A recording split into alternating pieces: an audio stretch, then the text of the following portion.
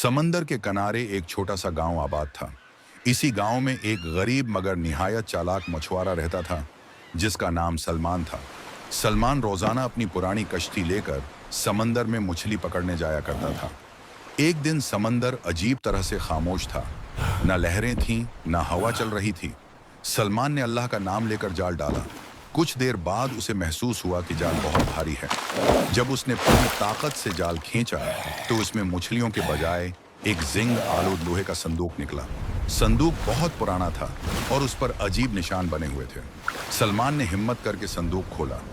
अचानक संदूक से काला धुआं निकला और एक खौफनाक जिन जाहिर हुआ।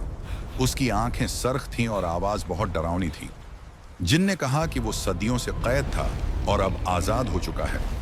वो गुरूर से बोला कि जो भी उसे आजाद करेगा वो सबसे पहले उसी को नुकसान पहुंचाएगा। सलमान डर तो गया मगर उसने अक्ल से काम लिया। उसने जिन से कहा कि वो इतना ताकतवर होकर इतने छोटे संदूक में कैसे बंद रह सकता है। जिन को अपनी ताकत पर गुरूर था। उसने कहा कि वो ये साबित करके दिखाएगा।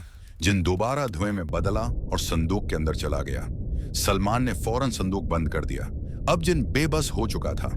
उसने सलमान से मुआफी मांगी और वादा किया कि किसी इंसान को नुकसान नहीं पहुंचाएगा। जिन ने सलमान को एक राज बताया। उसने कहा कि एक वीरान महल में एक शापज़दा शहजादा कैद है। वो शहजादा दिन में इंसान और रात को पत्थर बन जाता है।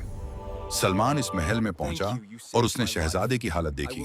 उसने सच्चे दिल से अल्लाह से दुआ की और शहजादे पर से शाप टूट गया। शहजादा आजाद हो गया और उसने सलमान का शुक्रिया अदा किया।